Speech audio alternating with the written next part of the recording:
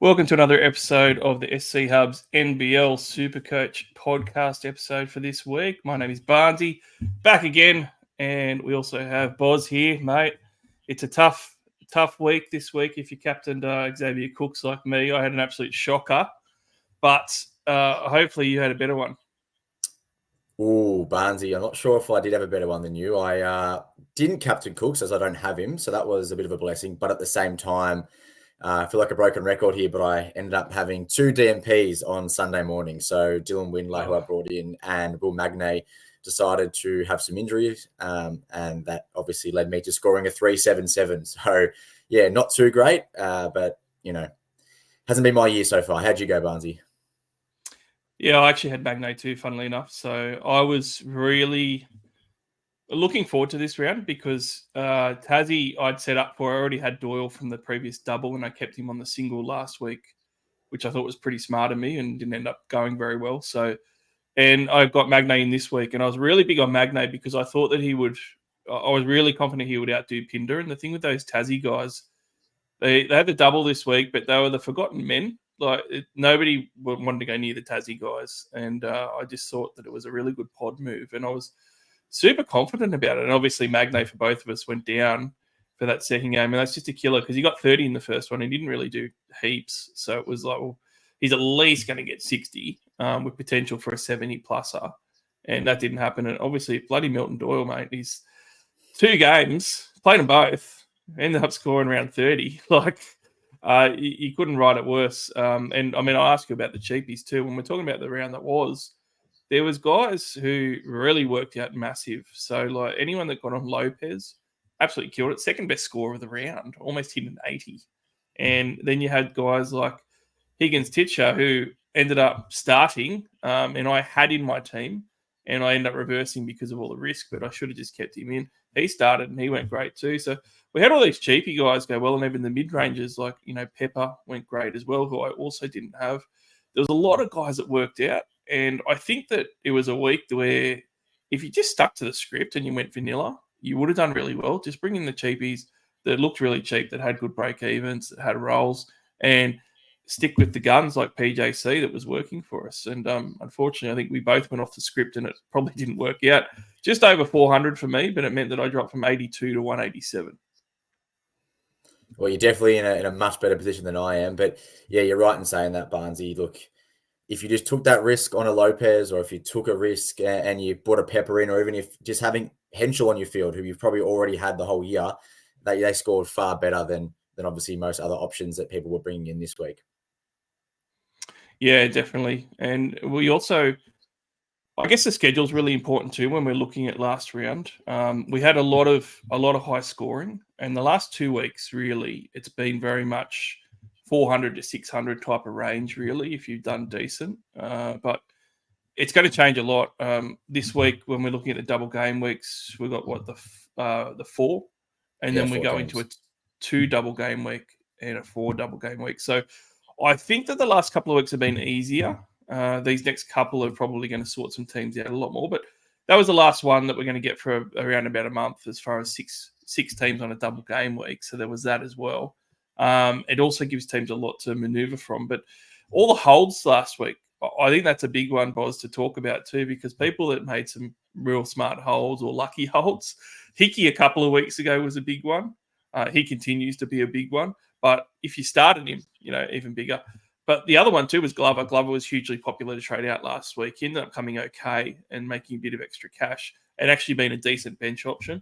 The big one obviously was Menenga though. He played his 2 best games of the season, scored 50 plus for the round, and he actually made money and now has a negative break even. So he was a big sell as well. And people that strategically held these guys and did other moves, they're going to be a lot better off after last round too.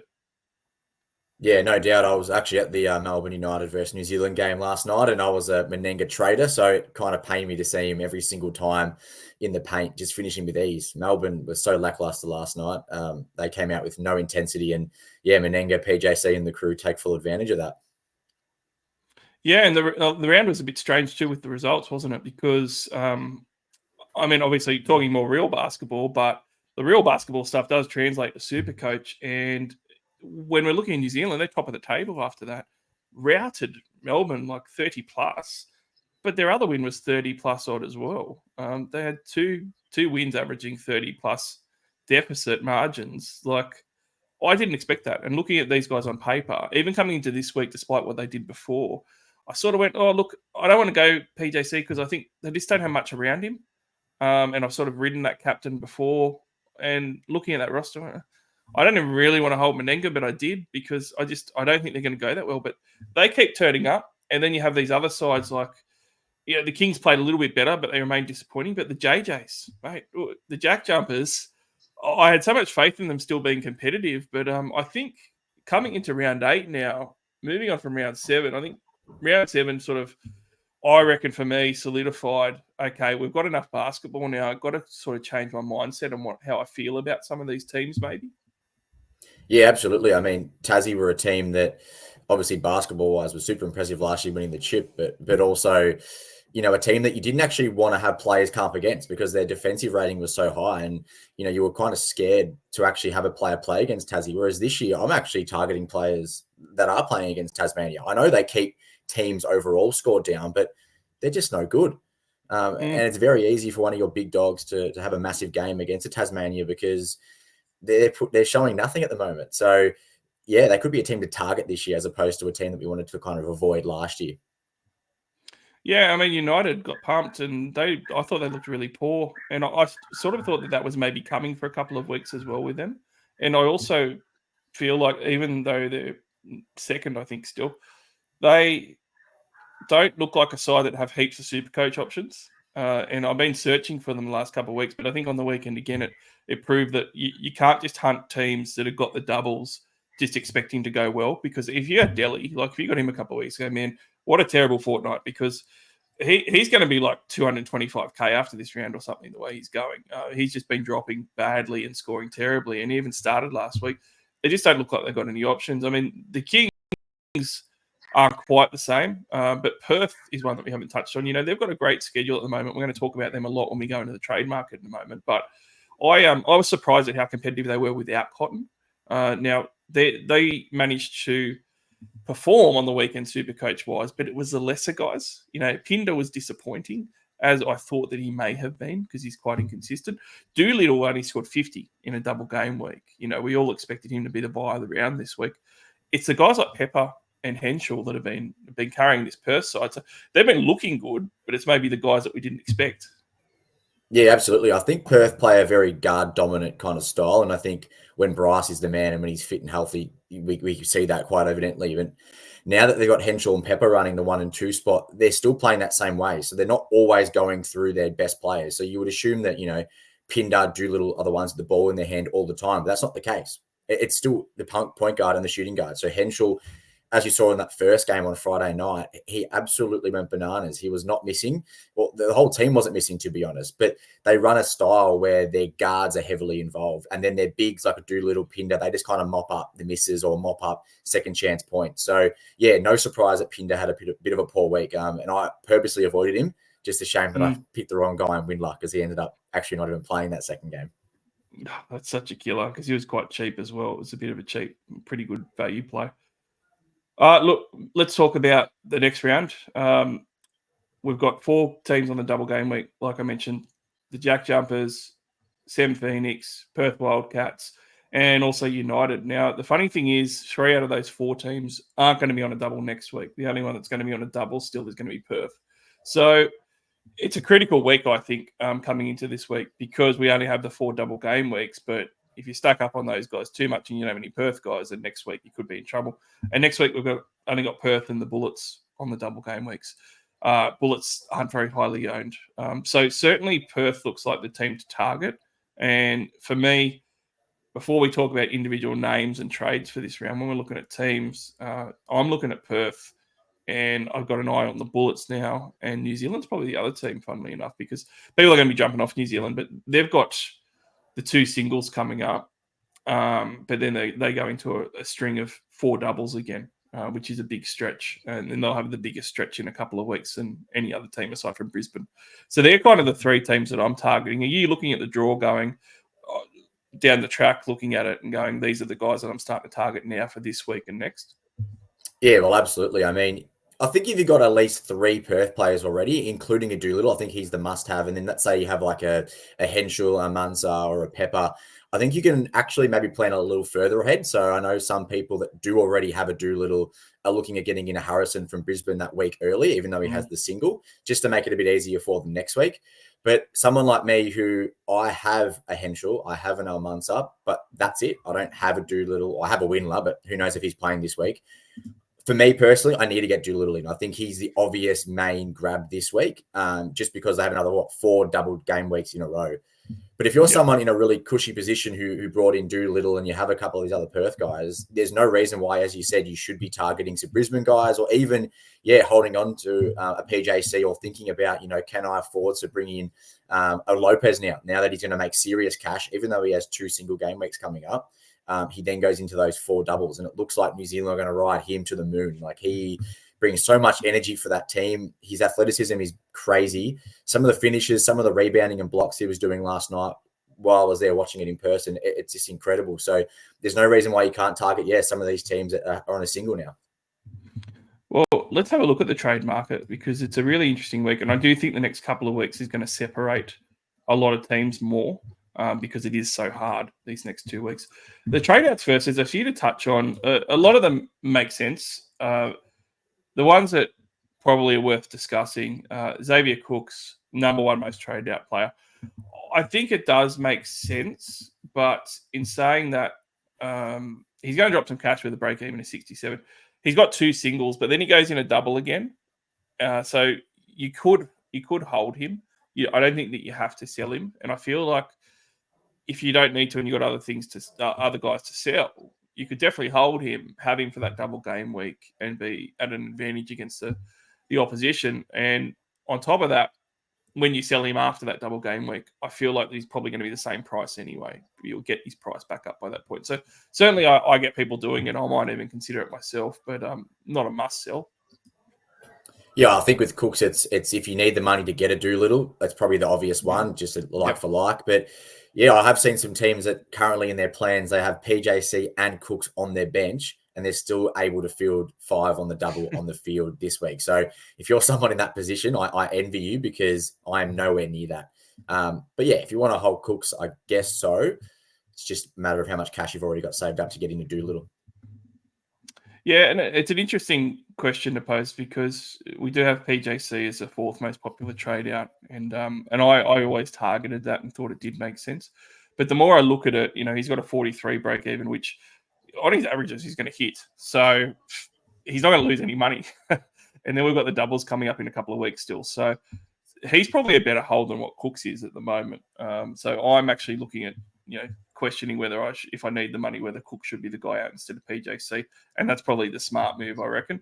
Matt Mooney, though, I'm a lot more down on. He's 49 break even.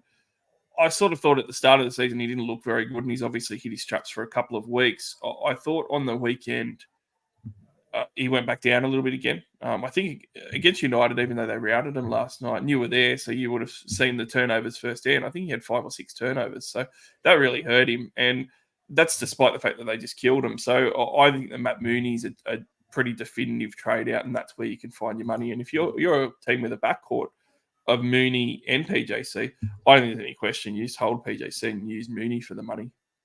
Yeah, no, absolutely. Mooney has to go. He's done a great job. And I mentioned it on last week's podcast. He outperformed, 20, 30 points more than I thought he would over the doubles each week. So he's been a great pickup for those that bought, but now's the right time to move on. Although it's pretty tricky to figure out, what guard you would actually bring in.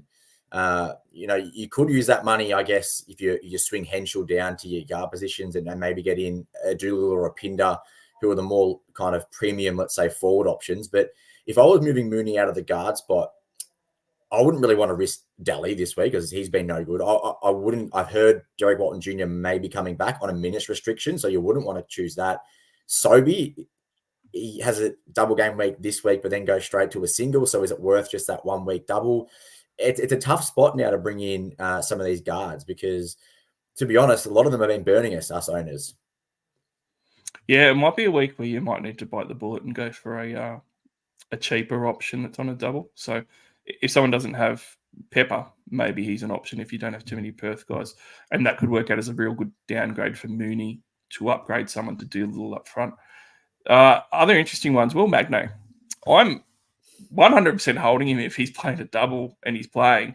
59 break even means to me he's not going to lose money and he's going to score well. And I think that it's, especially with people who brought him in last week, but even if you didn't, it means that you've held him and got burnt last week. Like, this is a payoff week if he's playing. So I haven't seen any info on him yet, but he was 50-50 on whether he's going to suit up for that second game on the weekend. So I'd be pretty surprised if he doesn't suit up for this next one, even though, as we know with NBL, Boz, we don't have any information anyway. We probably won't have any until tip-off, but I'm holding him unless I know that he's out.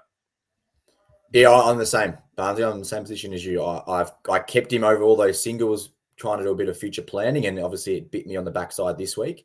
Probably the one thing with Magnay, it was a shoulder, so I'm not sure how bad it was, probably from carrying the team the other night. That's probably why he's got a sore shoulder. But look, they've got the first game or the second game of the first night this week, so we should have that information early. If he's named, I'm keeping him. I just have to. I need to hold on to some premiums. I need to get Doolittle in a little bit differently and then look to move Magnay on next week.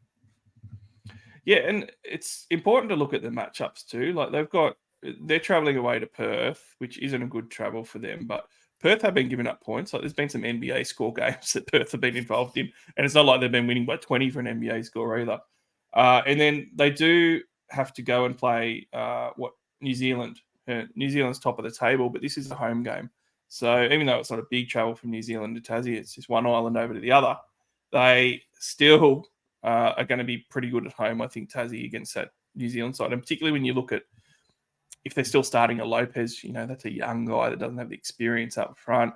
They've got Menenga up front as well. Like, Magnay should eat those guys alive. So to me, he's on his averages, he's going to hit 60. So it's going to be above his break even. So to me, he's an easy hold. I'm definitely doing it as well. Another one that's interesting that people are selling, we've got the Brisbane guys going out. Rocco, gone. I understand that because he's got the 20s break even and he's dirt basically for SuperCoach. So other one though, I don't agree with. Casey Prather is going out. He's just lost 17 grand this week. He's got a break even of 33. I would understand it if Brisbane didn't have the run coming that they do, but with the run coming that they do, you just got to hold on that one more week, everyone. And if you lose an extra 5 to 10 grand, don't worry. You're going to make it back up next week. And not only that, he's a startable player because there's only 2 teams on that double game week, boss. You're going to want to start every bullet that you can get your hands on. So if you own him, I'm really jealous because I don't have him. I would love to own him. I can't believe people are getting rid of him. Obviously, he doesn't set the world on fire, but he's still got a 5-round average of 21.4. He's still got an overall average of over 21 points a game. And then double game week, getting that 42 points. Pretty good. Goes back to a single and then has 4 double game weeks in a row. Like, he's an easy hold. I don't get it. Yeah, no, I totally agree. I mean, you've either had him since day one or you might have got him in maybe, I think it was round 3 when his break even was super low. And you've held him through how many singles? Like, you're finally going to get Prather on a double coming up. So, yeah, hold him. Let him do his thing in his double. Then they have that single, but then they have that massive run coming up. And he's just going to be a great bench / starting option depending on how your team is. My boy Angus Glover's going out as well. I don't disagree with this one as much because it is the last week that Sam have the doubles. But break even of 18, I'm going to make the call he's going to get a 30-pluser.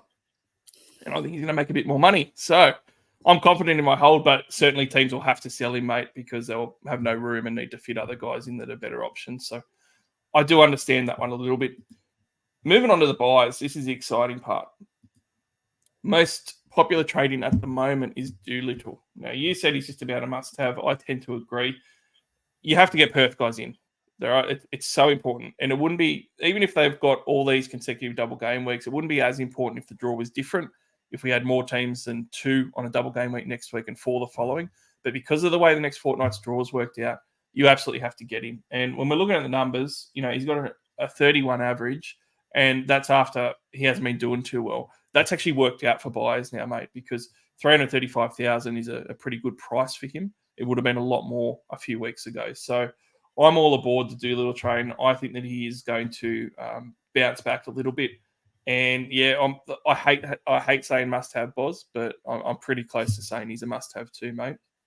Yeah, no, totally agree. I think we're very lucky with Sam blowing him out of the building on Sunday afternoon, meaning he didn't actually play that whole last quarter, and he was very close to potentially doubling again. So one of those situations where if he probably played 6 minutes in the fourth, he probably actually goes from a 50 to a 60, let's say, overall score, and he's not losing as much money. So I think if you're a non-owner, you're blessed in the sense that he's dropped, 30K this week, and he's a really ripe 330-ish K to pick up. So yeah, must have. Lock him in. 75 break even. If it was a different week, you could wait until next week quite easily, and you'd probably get him cheaper. And also, I will say they draw playing Tassie and playing United. It's not the best draw, but in saying that, there's just not enough premium options to think about it too much. So I reckon that you've just got to get him.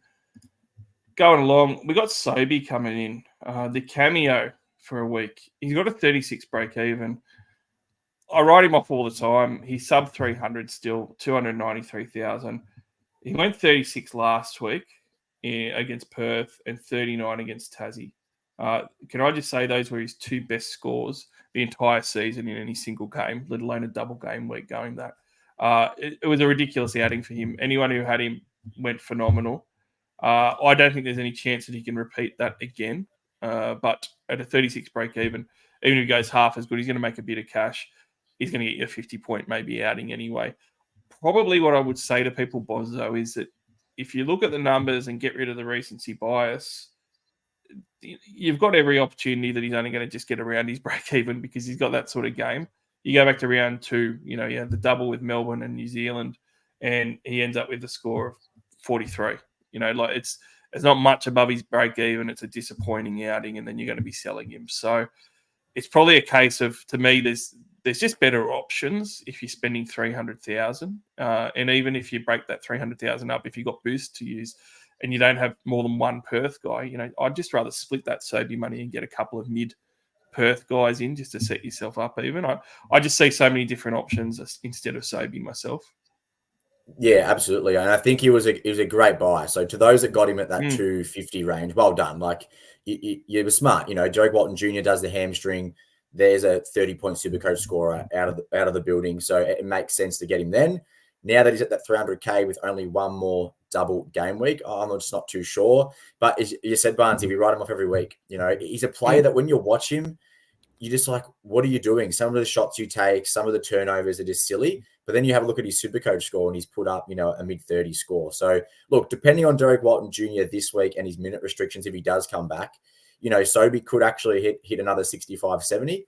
But with Derek Walton coming back in that single game week next week, he probably isn't someone I'd be targeting to bring in. Yeah, agree. And look, you say we write him off every week, but it's the old Anchorman Sex Panther, mate. 60% of the time it works every time. So he is bad most of the time when you do write him off. It's just last week he had the week of the year. Keep on going. Elijah Pepper and Karim Lopez. These are some of the cheaper guys that people are deciding between, along with Alex Higgins Titcher. Now, that's three guys that are between $112,000 to $215,000. They all have negative break evens, and they're the cheapies of the round, really. It's interesting where teams can go with this because we've got Tassie players that other people don't. I've got two of them. Like if Magnay and Doyle both play, I've got a couple of big double game plays there. All of a sudden, getting two cheapies in actually might work out, especially when you're looking at one of them like Pepper, who's got a double game week this week. It might work out. And certainly Ben Henschel's still getting bought too. I should put in that category. So, I mean, if you don't have a Pepper or Henschel, it might even make sense to get both of them because you could really start those guys this week when we're reasonably short on double game weeks. And that could end up being 5 starters that you've got on double game weeks just by getting a couple of cheaper guys. It's hard because they've all got some red flags. Obviously, with the Perth guys, the red flag's going to be, does Bryce Cotton come back for one of those games? Where's he at? Because that's going to kill both of them. 4 weeks ago, we all wanted to get rid of Henschel as fast as we could when he didn't play at all. And then with Lopez, he beasted it on the weekend, and Pleb put up a great stat that as far as Next Star's scores go, that was the second, I think that was the best ever. But his risk is that Darling wasn't there, and that's, he's only just started, and Darling was starting before that as well. how does that dynamic work? Do they reward him or does he go back to the bench? And then you got Higgins-Titcher, who nobody thought was going to start. We were just hoping that he was going to get some minutes. And he's on a single game week. So, I mean, he could start again, be the cheapest guy and make the most money over the next 2 weeks. But he also could be benched and play 4 minutes a game on single game week. So all of these guys have so much upside and also massive potential just to ruin your weekend. So how are you ranking these four? Oh, it's a tough question. I think it probably looks more on team dependency. So I think if you're a team that's banked a lot of cash, you probably could go some of these higher price options. So like a Lopez or a Pepper, just for their output. So I think those two will obviously outscore the Cairns boys moving forward. And I'm going to put Jackson McCoy in that bracket as well because he had a really a really nice game. Depending on this new import that Cairns have brought in, not sure how much McCoy does play. It seems like they play a similar role. But yeah, so if you're someone that has a bit of cash up your sleeve, I would target those higher price guys. Probably Lopez, to be honest, even though he has the single versus Pepper on the double. I just think I love his game. Darling is out until after the FIBA break. So that's both singles that New Zealand have. There'll be no Max Darling, I'm led to believe. So that's good. Yeah, I didn't see that news. That's really good. Yeah, so it seems like Lopez will lock that spot down. But even after the FIBA break, how are you actually going to start Max Darling over Lopez? I'm sorry. The way Lopez has come out the last couple of weeks, he deserves that 25 minutes a night starting small forward role. But if you're a team that probably needs cash and you need to kind of find that cash, I think the Cairns boys are okay to bring in. So, some of them, what's McCoy? I think he's only 111K. So he's nearly, 60, 70K cheaper than, let's say, a Lopez or a Pepper, or even cheaper than that. So to make that really nice amount of cash while also making cash on McCoy or a Higgins-Titcher, I think they're the options you could make if you're desperate to make some cash. Yeah, I tend to agree with just about all that. I think that Lopez is definitely the most intriguing. So, I mean, if money didn't matter, you just go with Lopez. He's got the second highest break even of the week. He's got the most potential. He accidentally blocked Delhi last night. He didn't even try and get a block, and he just stood there and blocked him because of his length. Like, he just looks like he could be one of the buys of the year. And a guy that, it needs to be said, like with these cheapies, we're all looking at making money out of them. Out of all of them, Lopez looks like the only one where he could actually be a keep. And all of a sudden, in 2 weeks' time, he's got doubles again. And he could be tearing it up with the best of the forwards out there in SuperCoach. So we'll wait and see. But I'm putting Lopez at 1. I've actually got Higgins-Titcher at 2 if we're looking at cash, because I think on his price guide, 112,000, he's the budget option that I would take. Both the Perth boys are 50, 60K more. And one of the things with Adam Ford, for all of the things that we don't like about him, one of the good things about he's changing inconsistent rotations at times is that he does get his flavour of the week and tends to sort of like guys that show something. And Higgins-Titcher got a start on the weekend because obviously they were desperate in Cairns to find something, and he performed well. So to me, Ford's going to like him at least for a couple of weeks if he doesn't, end up in the doghouse or something. And then, that's a great few weeks at that price point where you can make big cash. So I probably like those guys more. I'm worried also with the Perth guys that we didn't mention. One of the guys that I sort of thought was a dark horse pod was Webster. His first game was sensational. His second game was dirt. But he's only just come back from an injury as well. There was talk that they weren't going to give him as many minutes as they wanted to. He's going to eat into Pepper and Henschel as well. So there's both Webster there, 200K, and also Cotton coming back. So there is signs that the Pepper and Henschel days might be numbered as far as how long we'll want them for.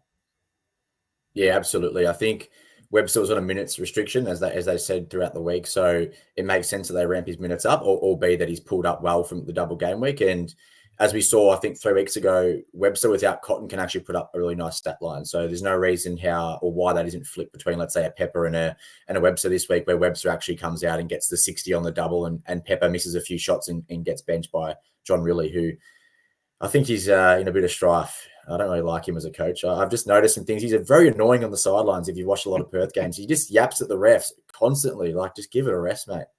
But yeah. Well, I think it was the same when he was playing, to be honest. But yeah, he was a bit like that. Well, I think that I'll put Webster to, he's 200K. If you're going to buy a Pepper or a Henschel, would you think that it's maybe safer just to throw an extra 30 odd K at a Webster, because his break even's not great, but at the same time he's going to be guaranteed minutes, whereas we've seen before either Henschel or Pepper, depending on the week, isn't guaranteed minutes when they've got all their guards there. So I think that Henschel and Pepper were great, but they were a lot better before because it was a lot safer to pay 100K for them. But when you're paying 165K for them, all of a sudden it might be worth paying that extra bit of money for a safer option that might actually still score okay on the upcoming Perth run. Because one of the things that I'm looking at, Boz, is if I get some of these guys in that are on double game weeks, can I hold them through and get the points out of them? And with Pepper and Henschel, I'm really worried that Perth are going to have another 2 or 3 double game weeks in a row, and I'm going to sit there and have to trade one of these guys because they're going to start bleeding cash because they're not playing. Yeah, and you're right. The way that Perth work is, they're happy to give the starts to their young guys, but then if one of them's having an off night, and even with Pinder, like if Pinder has an off night, really just pulls him for the entire game. He just doesn't care. He will go with whoever's working, and if Webster comes off the bench and shows something, then yeah, he can very much get those minutes. So, I think it'd be pretty tough after this weekend to actually get on a Webster, just purely seeing the score that he got over the double. But if that's the move you got to make. These are those times where you kind of got to back in the guys that, on proven history, because Webster can score. And it was something I did with Wingler this week. So even though he scored a 14 last week, I was still like, well, this guy's shooting 31% from the field. He's a career 43% field goal. So it's got to come up. And then here he does on that Friday night, comes out and puts in 6 threes and gets a block and a steal and gets his 30. Just a bit unfortunate that he got injured. So same with Webster. If you've seen it before and you're confident, there's no reason why you can't pay up that extra 30K and get him in. Yep, I agree. Look, there's a couple of other premium options that are getting paid up for that probably we should have already owned. Jack White is one of them. He's got up an extra 17K. He's got a break even of 81. And obviously the draw for United is still there with the doubles, but we've only got this week and then they're on 2 singles again. So to me, if you're buying Jack White now, you're investing to probably hold him because in 2 weeks' time they've got 2 doubles and you're going to want him for that. I think that you could easily let him go. I think you could let him go through to the keeper and pray that he has a game like last night, and then he's got 2 singles and you can live with that. So he looks like a really good buy for non-owners for round 11 to me. But certainly if you've got nothing else to do, I mean, he's a premium option. He could absolutely go off this week as well. And the other one as well to compare him to, we've got guys jumping on Matt Hurt. And Matt Hurt's in a bit of a similar boat. Sam have got their last double, and then they've actually got 3 weeks. So he's going to be a sell after this week. So that's a full-on rental for him. But I don't mind that. Like I probably prefer to go for Matt Hurt at the moment and just rent him than what I would Jack White. And I think that White is a much better player with much better ceiling. I might just be scarred from watching last night's game, and you saw that up close. That really put me off United at the moment. I just couldn't believe how bad they looked. But in saying that, playing Brisbane first up, that could be just a ticket for what Melbourne United need because that's a good matchup for them. So, what way are we going here? Do we rent Hurt for a week? Do we rent White or do we get him White to keep? Who are you picking out of those 2 guys? Well, Barnesy, you're right in saying that if you do pick up White, you just got to hold him until their next set of doubles because there's no point getting him in. And you said in that, even though there's singles next week for Melbourne, there's only 2 on the double. So technically, you can kind of say that most teams are on the single next week. So it's not a bad hold. White last night, super frustrated. I was watching him angry. He was angry. Nothing was going his way. Couldn't hit a shot. 3 ball wasn't falling like it was on Thursday night. So I'd expect a really big bounce back game. How's this? So First half, can't hit a shot. I watch him closely in the kind of halftime warm-up. He comes out. He is literally splashing every 3-pointer. They run a play first off. Daly gets double teamed behind the back pass out to White, top of the key. I'm like, beautiful. This is going to start his second half nicely. And he misses. And I was like, okay, well, it's just not Jack White's night. He was, in a mood. He was fouling early. So I'm actually expecting a really big week from Jack White this coming week. Saying that, though, is it worth just getting him in for the 1 week? If you're someone who hasn't got a Doolittle, your priorities Doolittle. But if you already have a Doolittle and you need that extra forward spot filled up, by all means, Jack White. Now, the thing with Hurt, I think his rebounds have actually dried up a little bit over the last few have. weeks. So I don't know what it is. It's definitely not Geordie Hunter because I brought him in a couple of weeks ago and he's been performing really poorly. And I think it's someone like Malik Lewis. So just a young guy who's really athletic, really lean, and has a hunger for rebounding. So I think both options are tough. You can go either way. probably down to who you prefer watching. And I think Matt Hurt's a nicer player to watch. He's got a really weird jump shot, but it seems to always fall. And he probably has more avenues to scoring, Matt Hurt. He's probably a better offensive-minded player. So if I had to pick one, it'd probably be Hurt. Even though I do currently own White, it would be Hurt. But in saying that, it's tough, Barnesy. I'm talking in circles here, but because I don't actually know, it's a tough one. Yeah, it's a toss-up for sure. And both of them actually have good draws. So Melbourne played Brisbane, albeit away, but it's still a good one for them. And they're going to be hurting after that massive loss at home yesterday. And then they also have a home game against Perth. Now, like we said, Perth are giving up a lot of points, and this is in Melbourne. So it's a good round for United. In saying that, you look at the other Melbourne team, the Phoenix travelled to play the Kings. The Kings have been giving up points and been super disappointing. I'm a Kings fan for life. I haven't loved what I've seen. Very inconsistent. And even when they win games, like at the start of the season, I think we would have said, oh, they're playing Sam at home at Kudos, they're going to win by 25. And now it's like, geez, I hope they win this game. And that's just the Kings season. So I don't think that's a bad matchup for them. And particularly with the lineups, like you look at the lineups that Gorge is using at the moment, he didn't play LePepe at all the first game. He started Oliver. Oliver went like 18 and 16 or something and beasted it. And then the second game, he benches Oliver again. You just can't tell. He starts Robertson the second game. He's still got Adams there. You don't know what he's doing. And the starting lineup he had for that second game was weird and it wasn't good. And if he did something like that against Sem, Hurt could have a field day. Now, other game is Sem at home and they have Cairns. And as we know, Cairns are pretty short on that roster at the moment, and they're looking like they're going to be near the bottom of the ladder at the moment unless they get all that talent back, which we know isn't going to happen with Tanner Groves out a while and even our mate Pedro Bradshaw out for even longer. So that looks like a game where if we're going to get a 45-point game out of Matt Hurt the next couple of weeks, it's probably going to be that second one against Cairns. So the matchups for both are very good. Very hard to pick which guy. So I think they're both good buys for the week. Going ahead to some other options that people are bringing in, Keanu Pinder, the Perth guy we didn't talk about. So he's not a cheapie Perth guy. He's a star guy aside from Doolittle. And he is 303,000, actually went down in money. And he's got a 77 break even. So what my plan with him, I'm going to think is maybe the same as yours, but let's see. I'm playing Will Magnay this week.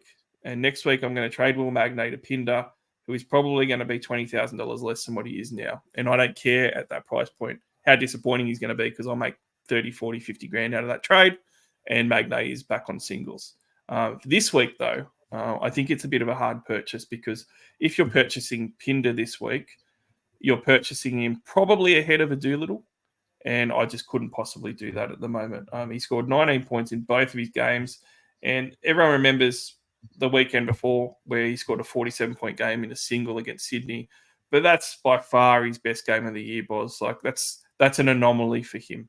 At the moment, I think expectations for Pinder need to be on a double game week, he's going to get me 40 to 55. And, 55 if we're real lucky at the moment. And if you're paying $280K for that, that's not too bad. But he needs to be a secondary choice, not, your first premium option you're bringing in for Perth.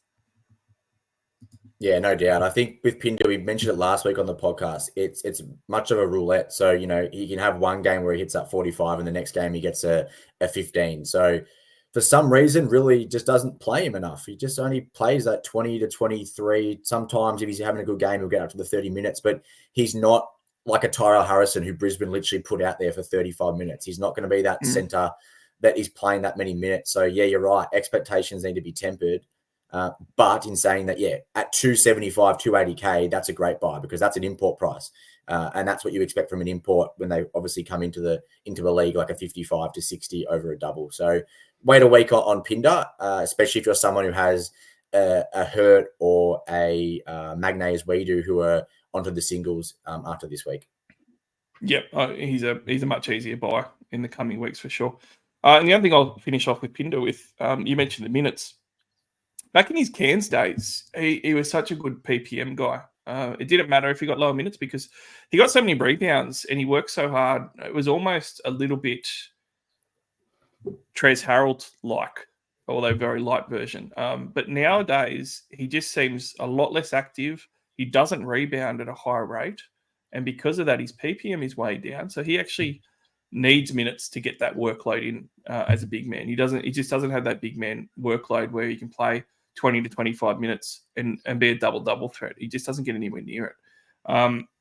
Let's have a look at some pod options. Are you eyeing off any pods this week that we haven't spoken about?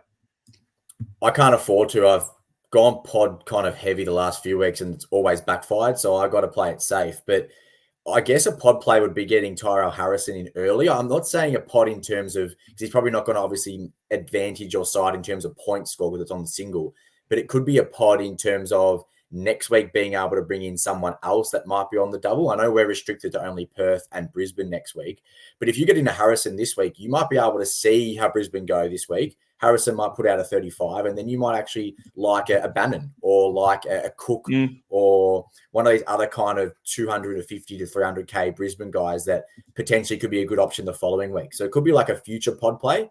In terms of this week, though, you can't trust anyone. Like Milton Doyle would be a pod, Jordan Crawford, but no one wants to go near Tasmania at the moment. Why would you? Because they're playing so terribly. So you'd be a brave person to go a pod this week, in my opinion. How about you, Barnesy? Yeah, I actually, to my own detriment, will always support Milton Doyle. So I just, even when he's bad, and like last round, it was so frustrating because even the commentators are saying he needs to take a shot. He needs to start to dominate because he can score 15 to 20 points so easily. And it went, I think, 6 minutes or something. He hadn't taken one shot yet at the start of one of those games. Very frustrating. Then he was shooting and his shot was really off. But again, like sort of like Pinder, where we talk about a price point that all of a sudden becomes quite palatable value. 283,000 for Milton Doyle in a double game week is very palatable. You can get that very easily. And if you consider that you're going to have 150,000 to spend elsewhere if you went PJC to a Milton Doyle, and Doyle is sub 10% ownership, so he is a true pod. I think it's quite enticing. And when you have a look at their draw on what's happening, I mean, getting a home game is good. I know New Zealand have been going well, but I still feel like they can give up points. Playing in Tassie versus New Zealand, I don't mind that. I don't like travelling to Perth, but again, we spoke about how much Perth has been giving up points. You know, these are two sides that can give up a lot of points to Tassie. And I think that Doyle, if he's coming up against, say, you know, Pepper and Henschel backcourt, I feel like that he can take advantage of that.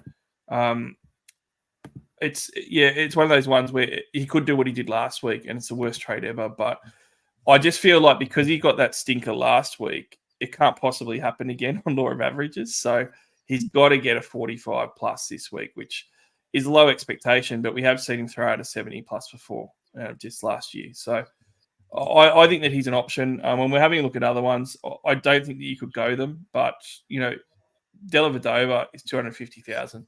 And, you know, if you're in a budget situation where you've only got 250 grand, you know, and you're looking at guys like Corey Webster and stuff, all of a sudden you could pay 50 grand out of your bank and just get a Delhi. So, I mean, I couldn't possibly do a Delhi, but I could see him working out.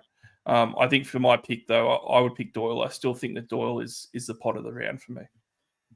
I think with Doyle, I just want to touch on, I noticed on Sunday's game against Sydney, when they were down by 20 and Scott Roth just kind of like pulled all the starters, he actually kept Doyle out there. Like, I don't know if that's a like confidence thing, like go out, play against some literal scrubs and just shoot the ball, because he actually ended up scoring, I think, 6 points towards the end of the game. So yeah, maybe that could be a little confidence booster that he needed, but that could also be a negative. Like, is it not sad that Milton Doyle, one of the stars of the league, is having to score his points against, you know, deep kind of, you know, those, what do they call them, the players that are development players? Like, I don't know, it can take it two ways, but you're right. Doyle is a proven player, is potential MVP over the years at the league. So there's no reason why he doesn't come out and have a massive week. Yeah, I think it could be a sign that Roth was trying to get him going. Like he wanted to get him in a rhythm of taking some shots and getting some points, because he does fluctuate. Like, he does do this, but then he does go back to scoring 22 points and hitting 3 or 4 threes and, you know, being a great, you know, best player on the court that game. So I think that Roth was doing it to get him, to make him take shots. And it was also a time where Crawford wasn't on the court with him, which I think that, you know, worked quite well. There is some other guys. One other guy in Tassie I'll just throw up there. Magnay's out in particular, and they're short on the Ford stocks.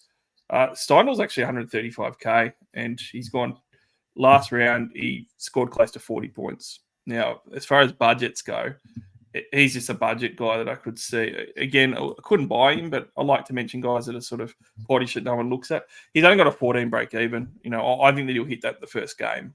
So, I mean, if you're looking for someone a bit different, maybe you can't afford a Henschel or Pepper, or maybe you have both and you need to, budget someone else. I could see Steindl, throwing up a okay score in a double game week and making a bit of cash as well. Yeah, well, I mean, Steindl pretty much anytime they need to hit a 3, they run a play through him, couple of high screens, and he rolls around and catch and shoot. And he's got a lovely jump shot.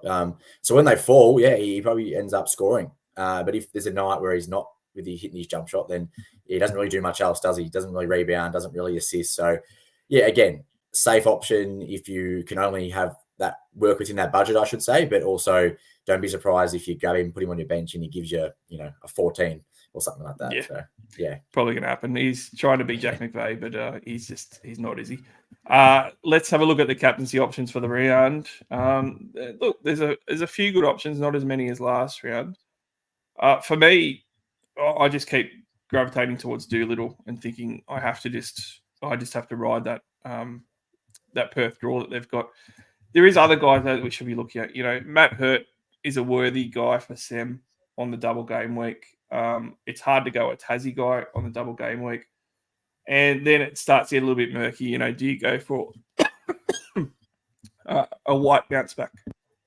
Yeah, I think Jack White, angry man, as I said last night. So there's no reason why he doesn't have a massive bounce back and could easily put up, a 70 on the double. But I think if you're playing it a little bit more safer, Doolittle and Hurt, I think you'd be quite comfortable kind of watching them in the weekend. Doolittle just based on they need him out there rebounding and scoring. And I think Hurt based on Sem's fixture. It's a nice kind of week for Hurt to potentially have a couple of big games, especially if he can get his rebounds back up. Because for some reason, those rebounds are really, really drying up at the moment. So for owners of Hurt, potential for a double-double in either game this week. Yeah, I think those are the three for sure. Doolittle, White, and Hurt. I think those are the three that we have to choose between.